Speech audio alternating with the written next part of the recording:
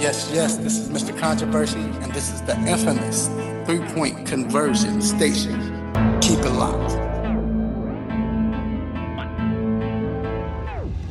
In this episode of BrownsTownUSA, we will react to the previous Colts game that we won. We will talk about who we're going to give game balls to, and then for our main topic, we're going to get into the Baker Mayfield comments, a recent signing by the Cleveland Browns today, and then finally looking forward to Friday against the Tampa Bay Buccaneers. So thanks for tuning in. Make sure you subscribe to the show and never miss an episode. Again, this is BrownsTownUSA powered by the three-point conversion. And without further ado, let's get to the show. Got it back because I'm brown. So what's up? Coming at you live and direct. Yo, dude, represent. Let's go to Southtown with that new sound as we get down. From coast to coast, representing all the dog pound, whether you're a renegade, a roughneck, a guardian, or a viper, this is the Brownstown USA podcast, powered by the three-point conversion. I'm Eric, and over there is LA. What's going on, everybody? And great mention of the new XFL teams there. I believe that's their names, right? That's what you were quoting? The Dallas Renegades, Houston Roughnecks, San Jose Guardians, and I think it was the Tampa Bay Vipers. Yeah. So there we go. Don't know how that's gonna be, but this isn't an XFL show, so good luck to them. But yeah, man, I'm glad to be here, ready to dive into what we got going on. Again, we just had a game against the Colts. Wasn't the prettiest of games, but we still came out with a W, and that's really all that matters. Eric, what's some of your early reactions to that Colts game? Hard to watch. I'm going to be honest. It was nice to see all three quarterbacks that came in get a touchdown. That was pretty cool. It was nice to see David Blau in there, but God, I hate to say it, our depth needs work. I didn't see it so much as a depth issue as I seen it as penalties. It was just so many daggone penalties, and I would be a little bit harder on the Browns, but it looked like they were calling it the same from both sides, honestly. Mm-hmm. And it was just like an ugly game, ugly ref game as well. Now, there was like a hit for a return, I believe it was a punt or a kickoff, and they called a helmet to helmet on the guy, and everybody was in uproars, because I didn't really see a problem with how the guy tackled him at all. I mean, he didn't look like he was leading with the crown of his helmet at all. But they called that. That was one of the big ones. And like I said, just a lot of different little things that you're just like, ugh. But another reaction that I seen is that you're right about the tackles and stuff like that. We're still missing a lot of little small things, I believe, and we got to tighten that up. And Freddie definitely said it. So, like I said, overall, I mean, we didn't see a lot of Baker or anything like that. I don't think we've seen Baker at all. So it really, it just felt good to come out with it. So I want to go ahead and move on to the game balls, who impressed you in this game, because again, like I said, this is a pretty ugly game. So, I mean, we can harp and focus on all the negative. And then again, that was Saturday as well. And, we've been a few days out of that, and we're kind of going to be looking forward to the next game. But real quickly, who stood out to you in this game? Well, there's one guy that did stand out to me. We'll get to him later. But other than him, though, I don't even know who to give one to. Probably Jalen Strong at this point. I mean, the guy's looking better and better each week. And given that this is a wide receiver room that just lost one of its top four guys, he's got a chance to kind of leapfrog, leaps and bounds, especially since Derek Willis is starting to kind of see his stock drop a little bit, because even though he had the touchdown, he had a few bad drops, and he didn't have an overly impressive game. Yeah, there's a lot of people that we're seeing the stock drop. Willie's might be one of them. One that's going up, though, is DJ Montgomery. He did a very, very good job from this game. 3 receptions, 77 yards. Another intriguing while we're talking about the wide receiver room is, like, we even got Damian Ratley back now from injury, and this guy is a guy that the Browns like, big wide receiver, or actually got bigger. So he's coming on. But one other person, besides the guy we're going to get into a little bit later, was Garrett Gilbert. The way he came in and ran the offense had a lot of people clamoring and arguing on Browns Twitter, because that's what we do best, about who's going to be that backup QB. And if I recall correctly, Freddie had to come out and say, look, Drew Stanton is our backup. I mean, there's no doubt about it. Garrett is doing well, and we've already heard him allude to wanting to probably keep 3 quarterbacks on this roster. So I think Garrett came out and did what he was supposed to do to solidify that 3rd spot. What do you think? Right. Like, I think he did enough to do that. I mean, it's going to take a miracle 2 games by David Blau to change that at all. Let's just be honest here. This is nothing against him, but Garrett Gilbert's just come out of the gate looking strong. Now, the one thing that I think a lot of people need to realize with what you just said, though, you can't have 3 young quarterbacks on a roster without a mentor guy. I mean, look, I get it that Garrett Gilbert looked great and that Stanton has not looked fantastic. But if you carry let's say you cut Stanton and you decide to go with Mayfield, Gilbert, Blau, you know what's going to happen. Chaos. And I hate to say it, but when you don't have that coach figure, which let's put Freddie to the side here, he's not going to take the control that Stanton can take in this regard at this point. So Stanton's the guy that's got to be there to tell Baker and company, no. You need to act like this and do this. Freddie's job is to coach your team. It's not to babysit. Absolutely. No, I agree. And just wrapping this up real quick, just throw out some quick stats. 1 of 8 on 3rd down is a concern, but again, we didn't really see too much of our starters. So, I expect that to kind of be around there, but be a little bit better. And of course, Freddie is a, perfectionist, so he wants to see that be better.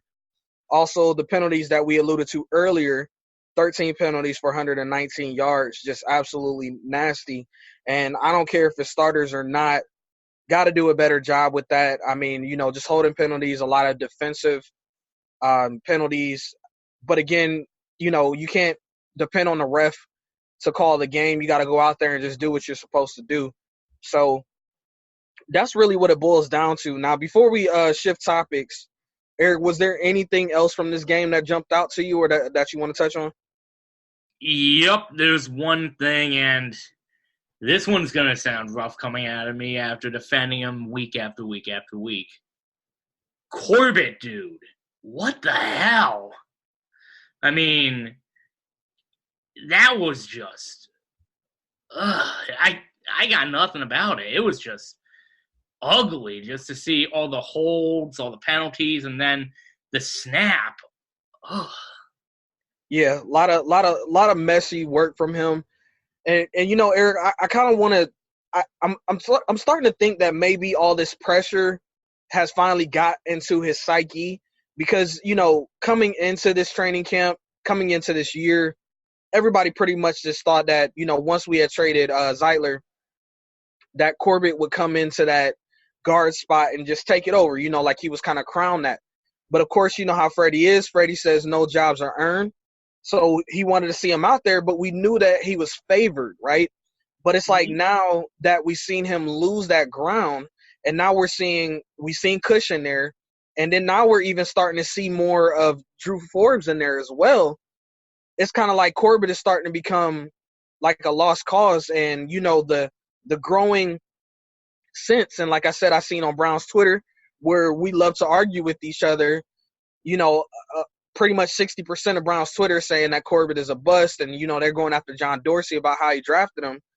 And then the other side is, apologetic and saying, but look at all the other stuff that Dorsey has done, and it's kind of asinine that you would just pick one of his picks. I mean, he's not going to land on everything. So, and both sides have a great point there. And like I said, I think that mentally Corbin is shaking right now because he thought that he was going to come in and just get this job. And it's been a battle, and we know that it's been a physical training camp. And, I don't know what's going on with him mentally, but it definitely looks like he's rattled now.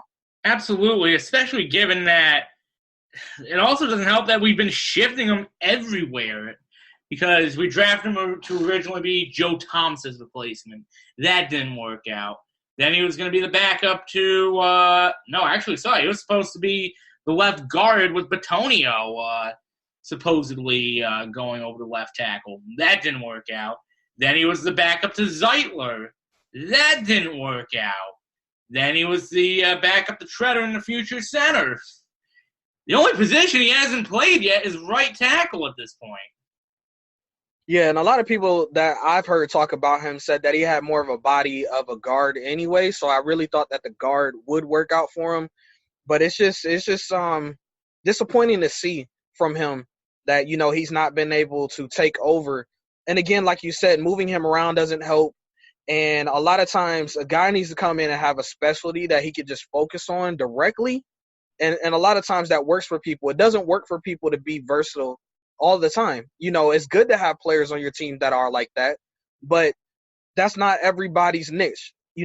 Sometimes some people just got to focus on one thing. And I think that if we, give him a shot to focus on one thing, then he may be good. But the way that these other guys are coming up and playing with Cush and, like I said, Forbes and stuff like that, who was Forbes, I believe, was a 6th rounder. It's not going to bode well for him when it comes to cutting out, when we have to trim this roster down for sure. So, look, we're going to take a quick commercial break. When we come back, we're going to hop into our main topics of the day, talking about Baker Mayfield, a signing that we have, and then also a spotlight player that Eric has had a great job of coming up with an idea that we wanted to spotlight a player that's not necessarily in the mainstream news as Odell and Baker, but still is a player that you need to keep an eye on.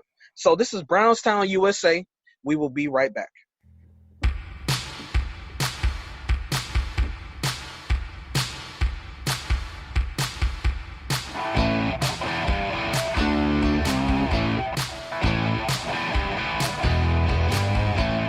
Got an old stadium seat in front of my TV. Footballs and jerseys as far as you can see. An orange helmet lamp on my nightstand. My friends refer to me as crazy football fan. You know I like my football. I dress in orange and brown. I am a lifetime member of the Dog Pound. I watch them every Sunday, go when they're in town. You know I like my football. Love my Cleveland Browns. Love my Cleveland Browns. Love my Cleveland Browns.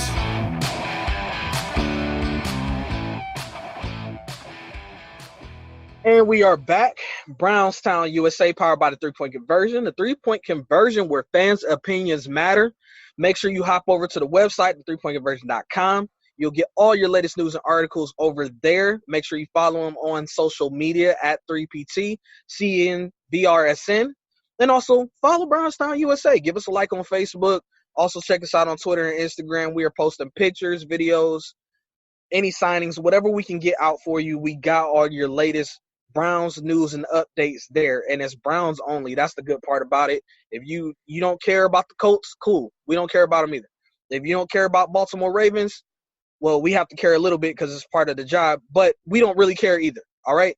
All Browns news, all the time, all Browns access, Brownstown, USA. So make sure you check it out. But hopping into this main topic, Eric, these main topics, first, I want to touch on the Baker Mayfield comments. Of course, we've seen an article come out, I believe it's in GQ magazine, where Baker was interviewed, and take note of this, Baker was interviewed back in April, and he made a comment about Daniel Jones as the Giants quarterback, saying that he couldn't believe that the Giants drafted him. Now, of course, with the way that our society is, we pick up on just that quote. We don't connect the dots. We don't read further, because if you read the entire article, it's actually a great article just highlighting on who Baker is as a person, his mentality and everything like that. And then also alludes to more of what his comment was about Daniel Jones. So before I even break it down further, or you may even break it down further with your explanation or your reaction to it, what was your thoughts on these Baker Mayfield quotes? Well, I'll be honest with you. I found out while driving to one of my jobs, which the car I was driving had Sirius XM in it. So I put on Mad Dog Sports, which, for those that don't know, that's a Sirius XM station with Chris Mad Dog Russo on it. Well, it's his station. But anyway, so I was listening to, I believe it was Shine on Sports, but they had somebody filling in, and they were talking about it. Now, when the person talking about it was bringing it up, I was like, Baker, do we really need? I mean, you've already got the world's biggest target on your back right now. Is there any? I mean, could you really make it that much bigger? Do you really need to make it that much bigger? Then the next show right afterwards, they were talking about the article, and it's just like, oh, it's the media, of course. The fact of the matter is, and I'm going to be honest with you, when the fact that Baker actually put out the comments afterwards, the fact they explained it, that to me is just one of the biggest problems. Like, the media will do anything for a clickbait story, for lack of a better word. They want whatever will get the reader to the page. Like, I couldn't tell you, like, yesterday, for example, with Tom Holland's Spider-Man, I saw you were annoyed by that when they said that Sony and Marvel weren't going to be working together anymore with that. But, shush you. And then I just remember, like, everyone saying, oh, that's a bunch of ifs and clickbait. Then Sony puts out something. Oh, damn. So the thing is, people got to realize the media will do whatever they can, even if it's premature, just so they can have a story about it. And then when they get called out on it, then forget about it. It's not, they won't talk about it. They won't bring it up again. They'll just try to let it die. But the only thing is, it's a pendulum. Either you're going to have that comment blow up in your face, or you're going to be looking like a stud because of it. Absolutely. And that's the thing about this generation and about this type of media. We have turned from actually getting news to just worried about hot takes. And that's really what it boils down to.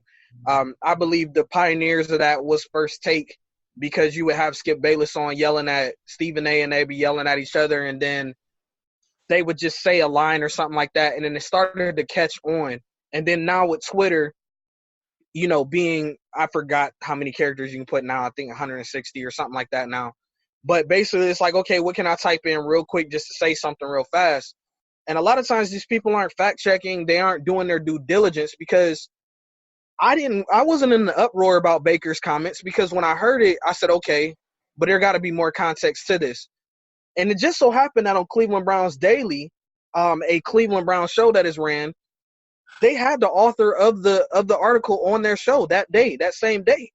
And the author said, look, this is being taken out of context. So if the author said it and Baker said it, then, I mean, what else do you need? But the thing is that these news people will come out and they will trash somebody's character and say all this stuff, but then not go back and correct it, because now their little 15 minutes of a segment is done. So, they got their viewership, they got their clicks, and now they're moving on to the next story, but they never go back to clarify or to do anything. And Baker said today in his presser that he felt he needed to come out and say something because he felt his character was being attacked. And he said, look, I got guys on the Giants, Saquon, and I forgot the other guy he said he was close to, but Saquon being the main one, saying that, hey, they know me. And then he said he also reached out to Daniel Jones, text messaged him and let him know. And the good thing about Daniel Jones is that it seems like he's a mature guy, because even when he was asked yesterday, because the Giants were completely blindsided, all Daniel Jones came out and said that he was like, look, Baker's a great quarterback. I like to see him play. And he just kept it like that. So, even before, and I don't know if Baker had a chance to get to him before he made that comment, but if he didn't, that just shows how classy Daniel Jones is.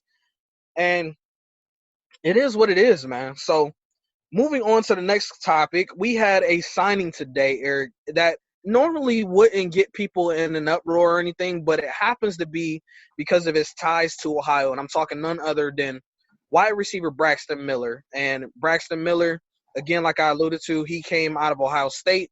He is from Columbus, and you might have known him for actually just carrying Ohio State on his back. I mean, the first year with Urban Meyer, they went undefeated.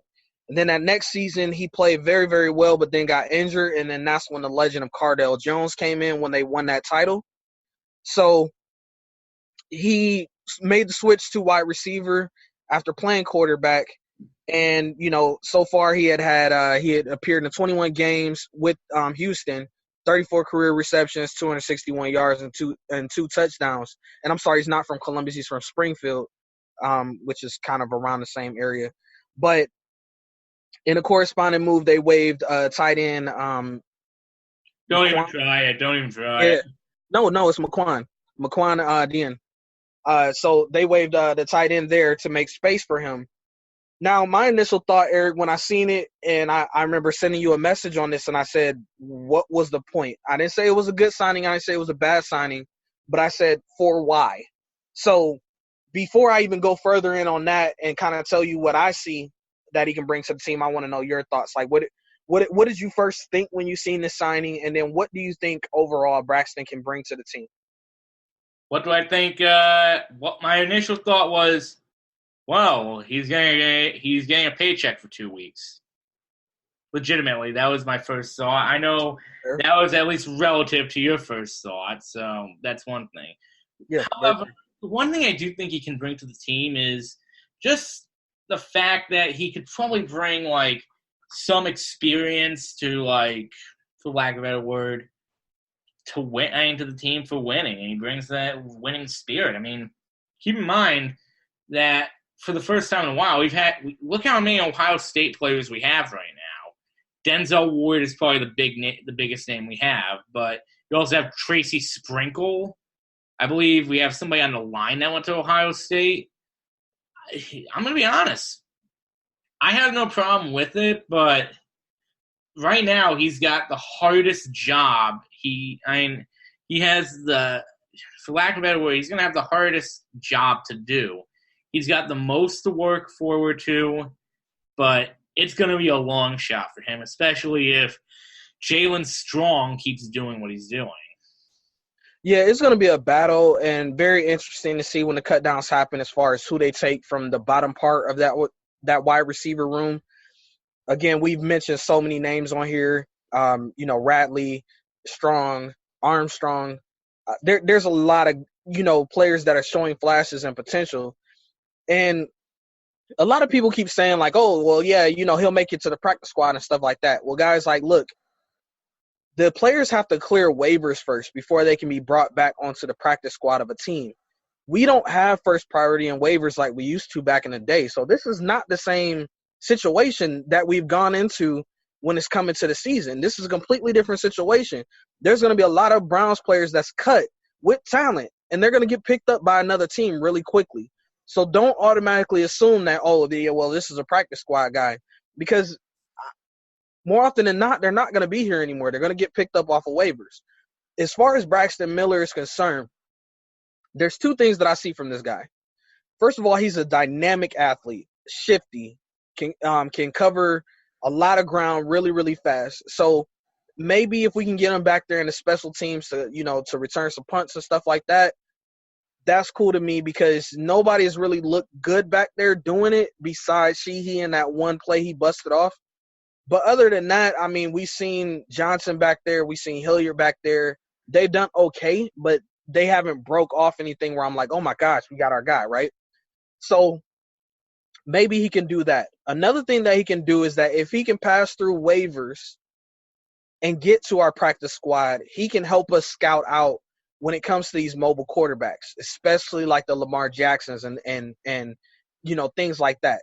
Any kind of mobile quarterback that we may see. So I think that he can help out the team there as well.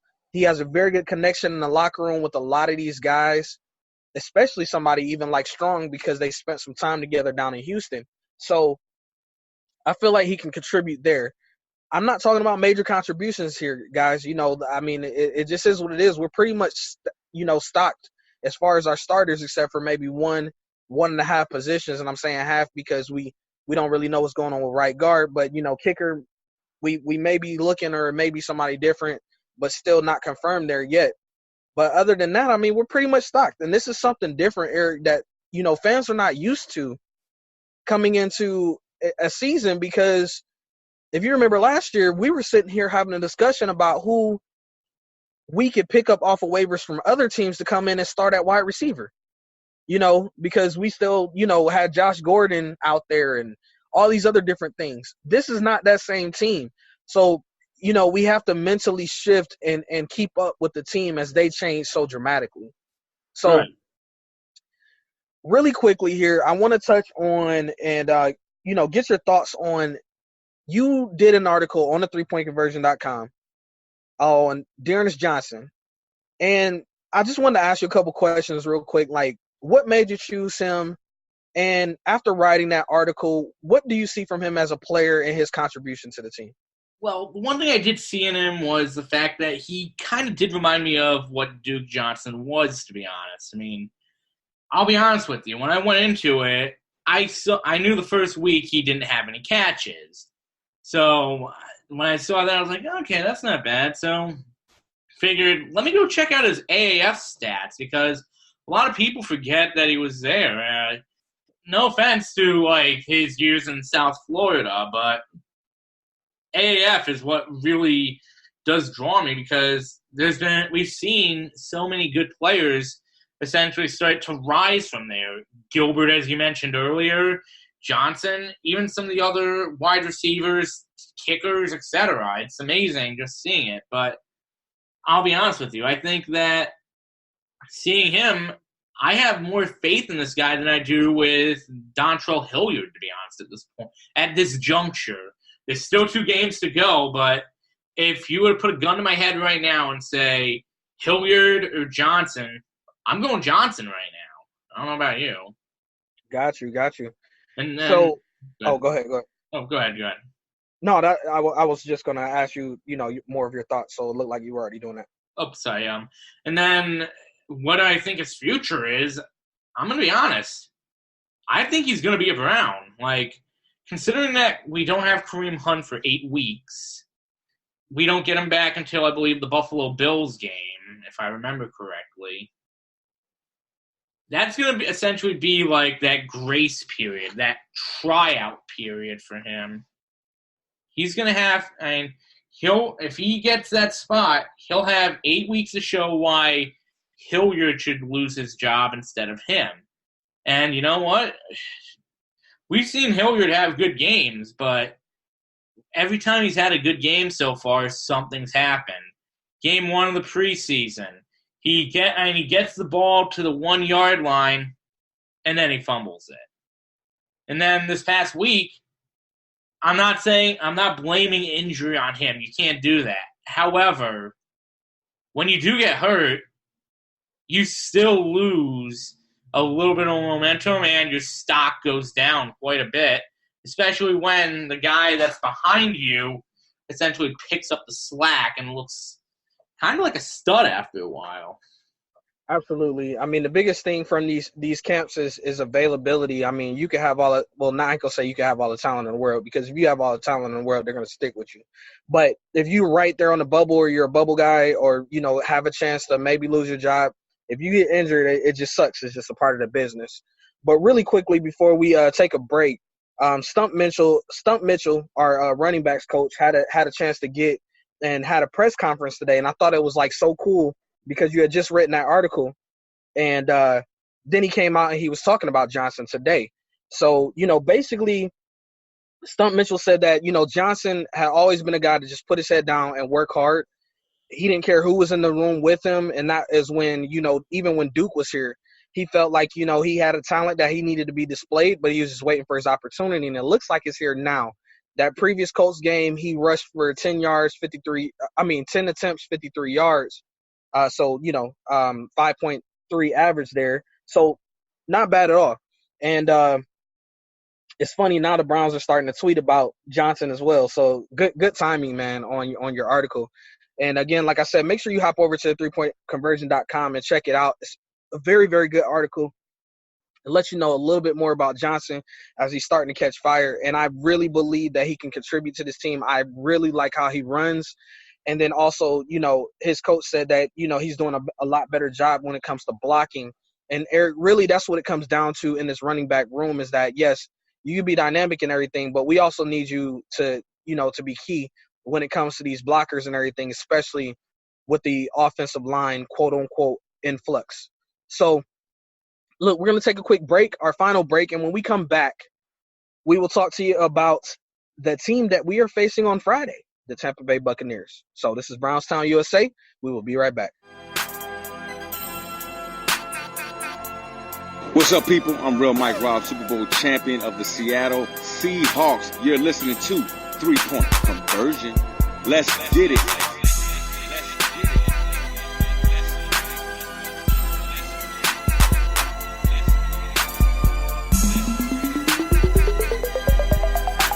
And we are back, Brownstown USA, and thank you for joining us this far on our journey.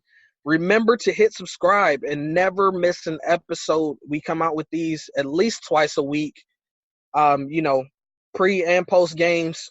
A lot of times we didn't do necessarily a post game for this past one because it fell on a Saturday, which is a weird day normally. But I know we will have a post game for you guys after the Tampa Bay game that we're about to discuss. So, Eric, we sent in the pressers today. They talked to Freddie Kitchens. They talked to Baker. Baker said that he would love to play the entire first half.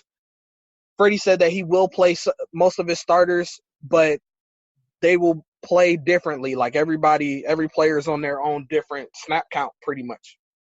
So, with that being said, I'm going to go ahead and throw out there. We're not going to see Odell Beckham this preseason. It's not going to happen. Another guy that we may not see this preseason is Denzel Ward. We haven't seen him thus far. Don't think we're going to see him this preseason either. But, hey, he may get a few snaps this week. So anybody that you haven't seen as far as a starter, besides Odell, you may see him this week, you may not, because Kitchens really doesn't make that decision until the day before when the way we're seeing from his pattern in this preseason. So with that being said, what are you looking forward to in this game against Tampa Bay? I mean, throw something at me. What are you looking at? Well, there's at least one thing on all three sides of the ball. Offense. Look, the wide receiver room right now, I'm expecting a little bit of competition. I want to see more competition from the running backs right now, though, because Darius Johnson, as weird as this is going to sound, he's starting to run away with the competition a little bit. I want to see a little bit of a fight here because the thing is, Hilliard's kind of lost quite a bit of ground right now, so he's got to play some makeup here. So I'd like to see more of the runs. I'd also like to see how the offensive line can do with the runs, especially since I'm going to be honest. I think Corbett could be on the cutting block soon. So at that point, we know Dorsey by now. He has no problem cutting a second-year guy or getting rid of one. Just ask DeShone Kizer about that. Defense, I want to see just somebody make a freaking tackle. And also, can we also see the coverage actually stay consistent? Because how many times have we seen the secondary just lose sight at times? Like, whether it's Redwine, whether it's Murray, there's been something going on, right? And especially in that Colts game, that was just hard to watch in the secondary. And special teams, you know what I'm going to say. Yeah. The kickers. Just because right now, punters were fine. We've got essentially 2.5 kickers right now because we have the competition between Cyber and Joseph, which most of our fans want gone right now. And then we have the possibility that maybe they try Gilliam as the kicker after a while. So those are what I've got looking for. Well, since you were greedy and pretty much took up all the points, I guess I got to piggyback on some of that stuff. again, like you said, Jacoby Brissett coming out and just kind of carving our secondary up just wasn't ideal. So I definitely want to see that look a little bit better. But, even looking at the Tampa Bay side, Eric, for a quick second, I mean, I want to see what Bruce Arians comes out with, because this was a coach that was that was rumored to be wanting to come here so badly, and had basically said that if he was going to come back and coach in the league, he would come to the Browns. That never really translated. From reports, the Browns didn't even really reach out to him, and then boom, he's in Tampa Bay. So going to be very interesting to see what Bruce Arians dials up. And then getting back liar. And then getting back to our side, again, like you said, the kickers are going to be very interesting. Gilliam nailed a 60-yarder. I seen the tape on it. It definitely looked ridiculous. But again, I'm not sure how good his accuracy is. We know he has the leg strength, but I'm not sure what his accuracy is. So I'm not sure if we'll see him kick in this game. But again, if we see the kickers struggle, I could see them possibly having him kick through, the rest of this week and next week, and then maybe possibly do it in that fourth game when really we're not going to see any starters at all. So we may see him come out there and maybe try to practice it out. Another thing, like you said, the line, we just got to figure out who the heck is going to step the freak up, man, and take over that spot, man, because, again, the longer you have one guy there, then that guy gets used to the other guys as far as their tendencies and stuff, and then it all overall balances out the line, right? Because when we seen them plug and play people at the left tackle position, the line was in influx, right? But then once they finally got a guy in Greg Robinson and they just said, look, we're going to stick Robinson there, and that's it. We seen the line kind of settle down. Then we seen the fact that Baker gets rid of the ball so quickly compared to what we seen from Tyrod Taylor when he used to run around and hold it. It's a lot easier and a lot better for our line to be able to do that. Again, great point with the running backs. We always talked about the wide receiver room and how the bottom of that, roster part of that is going to look. But, yeah, like you said, Hilliard and Johnson, them cats is battling now. Okay, who's going to stay on the team? Who's going to be here? After Kareem Hunt comes back, let's see who does it. And right now, I got to agree with you. I like Johnson as well. And again, I believe Ratley's going to play this week, so it'll be good to see him back out there as far as wide receivers. See what other wide receiver may step up, see what goes on. I know a lot of people were rooting for he and stuff like that, but he had got injured last week. I believe it was a rib injury. I haven't heard too much about him this week, but – and I'm scrolling through now just to make sure I'm going to check who didn't practice today. I know Ishmael Hyman, he had a concussion last game, so I doubt he plays. And Taki, he has been dealing with a hamstring injury, so I'm not sure if he's going to suit up. And looks like Montgomery has a hamstring, and then Whitehead has a groin, but no Sheehy on the report there. So looks like we may be able to see him in this game. Again, besides that one play and seeing him rise to stardom so quickly, it seems like, as fast as you rise could be as fast as you fall, man. So I know that he would have been a Hard Knocks legend, but it doesn't look like he's gonna get into anything as far as what we thought. And I didn't really call for him to make the 53-man roster. I know you didn't either. So it is what it is, but definitely wish the young man best of luck. Before we get out of here, Eric, did you get a chance to catch Building the Browns this week? Yes, I did, and I'll be honest, it was kind of cool to see them catch up with Greedy Williams, honestly. I mean, I'll be honest, I'm actually amazed that they have not really chronicled Greedy Williams all that much. I mean, as weird as it sounds, him and Mac Wilson were supposed to be like day one guys, if you remember, leading up to the draft. Mac Wilson, a lot of people thought he would slide into that first round, but yet he ended up in the fifth round.